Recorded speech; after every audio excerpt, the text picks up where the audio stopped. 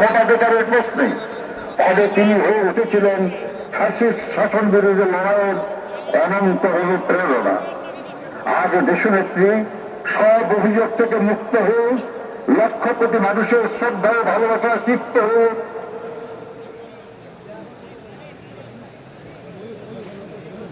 আজকেই যারা যারা বড় সামনে আছেন, অন্যদিকে যারা তাকে জেলে পাঠিয়েছে, যারা তাকে গৃহহীন করেছে, তারা রান্না করা খাবার খেতে পারে পালিয়ে যেতে বাধ্য হয়েছে।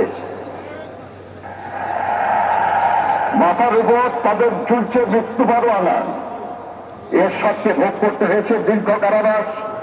১/১১ সরকারের প্রধান ব্যক্তিরা দেশত্যাগে বাধ্য হয়েছে।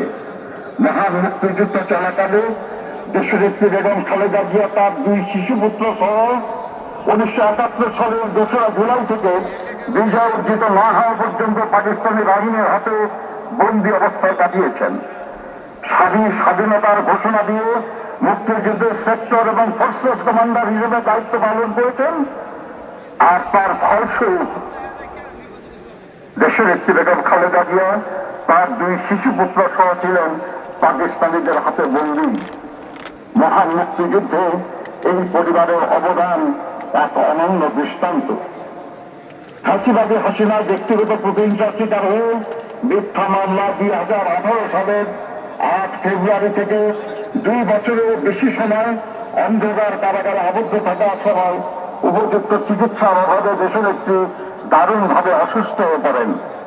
সমগ্র দেশবাসীর সাক্ষী, পায়ে হেসে তিনি কারাগারে প্রবেশ করেছিলেন, কিন্তু নির্জন কারাগার থেকে তিনি বের হলেন চরম অসুস্থতা নিয়ে। দেশ বিদেশের চিকিৎসকদের মতে পরবর্তীতে গৃহবন্দীত্বের 4 বছর তাকে বিদেশে চিকিৎসার সুযোগ না দেওয়ার কারণেই তার অসুস্থতা বৃদ্ধি পেয়েছে এবং তার ফলশ্রুতিতে অবশেষে তাকে মৃত্যুর কাছে হার মানতে হল এই অপরাজয়ের নেত্রীর। তাই এই মৃত্যুর দায় থেকে ফ্যাসিবাদী হাসিনা কখনো মুক্তি পাবে না।